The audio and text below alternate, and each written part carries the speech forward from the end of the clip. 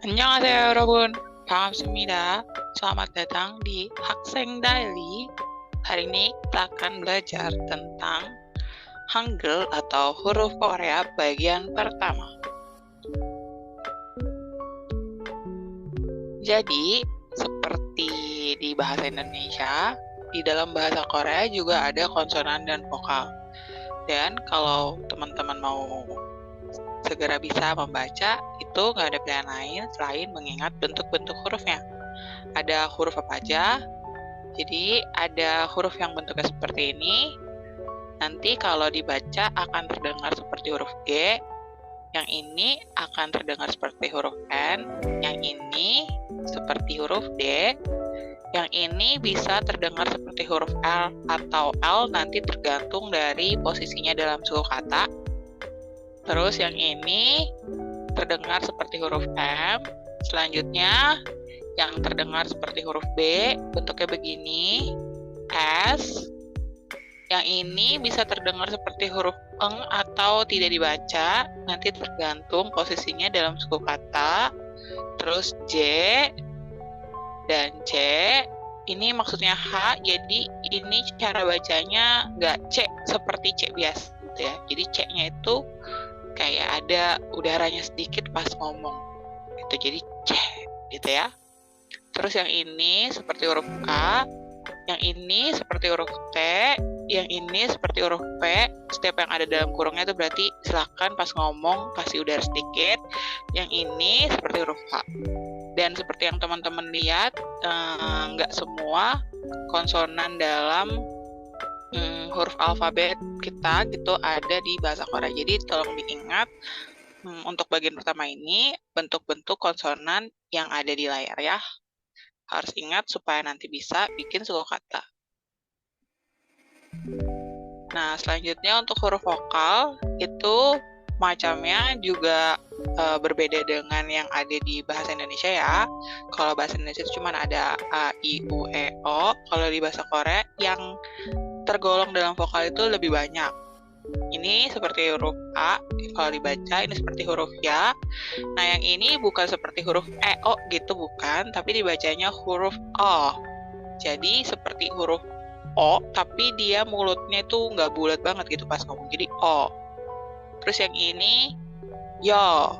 Mungkin ada yang nanya, ini kenapa Y masuknya di vokal? Jadi kalau dalam bahasa Korea, ya huruf yang ini tuh bunyinya saat dibaca akan terdengar seperti yo dan dia masuknya golongannya vokal gitu ya. Terus kenapa ini penting? Karena nanti ada aturan menulis suku kata. Dan aturan itu memperhatikan banget posisi vokal itu di mananya konsonan. Makanya yo ini harus teman-teman ingat sebagai golongan vokal, bukan konsonan gitu ya. Walaupun pas saat dituliskan dalam bentuk alfabet begini, ini ada konsonannya ya gitu, tapi ini golongannya adalah vokal saat menulis pada bahasa Korea. Terus yang ini O yang bulat biasa, yang ini Yo, ini U, Yu, ini bukan U, tapi gitu ya. Kayak Sunda ada tuh Ini yang satu garis aja I. Terus yang ini bukan A tapi E gitu, yang ini Y, yang ini yang ini Y gitu ya. Silakan diingat kalau ingin segera cepat dapat menulis suku kata. Oke, nah sekarang aturan menulis suku kata di bagian pertama. Jadi untuk informasi, kalau misalkan bahasa Korea itu ditulisnya tidak per huruf tapi per suku kata. Jadi pergabungan dari huruf-huruf. Nah, gimana caranya membuat suku kata? Itu ada dua tipe untuk bagian pertama kali ini yang bakal dijelasin, yaitu tipe suku kata di mana vokalnya itu kita taruh di samping konsonannya. Dan tipe yang kedua adalah tipe suku kata di mana vokalnya kita harus taruh di bawah konsonannya. Terus kategorinya gimana? Gimana kita bisa tahu kapan kita harus nulis vokalnya di samping konsonan atau nulis vokalnya di bawah konsonan? Itu tergantung dari vokal-vokal tersebut. Jadi vokalnya kita bagi dua nih. Vokal yang seperti di atas ini, yang kalau dilihat sebenarnya garis tegaknya itu lebih dominan ya daripada garis mendatarnya. Itu semuanya kalau di dalam suku kata akan diletakkan di samping konsonan. Contohnya suku kata yang pertama ini gabungan dari konsonan konsonan N dan vokal A gitu ya. Karena vokalnya itu termasuk dari vokal yang garis tegaknya itu lebih dominan daripada garis datarnya, maka vokal A itu harus ditaruh di samping konsonan A untuk membunyikan suku kata yang terdengar seperti na gitu ya. Jadi N-A. Dan contoh lain N-I atau ni.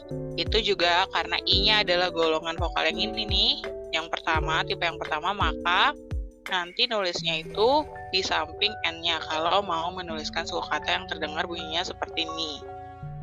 Nah, sisanya vokal-vokal yang lain itu harus diletakkan di bawah konsonan saat menuliskan sebuah suku kata. Contohnya kalau kita mau menuliskan suku kata yang terdengar seperti su. Ini S dulu, konsonan S, kemudian ditaruh vokal U di bawahnya, bukan di sampingnya. Jadi bukan S di sampingnya U, tapi S di bawahnya U. Karena U ini di sini nggak begitu kelihatan, tapi ya sebenarnya selain yang di atas ini, semua vokalnya itu kita taruh di bawah konsonan saat menulis sebuah suku kata. Ya, silakan coba diingat vokalnya, jenis-jenisnya, pembagiannya, karena itu yang menentukan nanti gimana cara menuliskan dalam suku kata yang tepat. Nah, udah belajar nih, sekarang teman-teman silakan berlatih untuk membaca kira-kira suku kata ini tuh apa ya dibacanya. Konsonan, vokal, konsonan, vokal, konsonan, vokal. Ya, tentunya ini sebuah buah yang enak kalau dimakan, gitu ya. Oke, video kali ini sampai di sini. Kalau ada pertanyaan boleh ditanya aja, nanti jika ada kesempatan pasti dijawab. Hanggu gokongbu, fighting, tahu mana yo.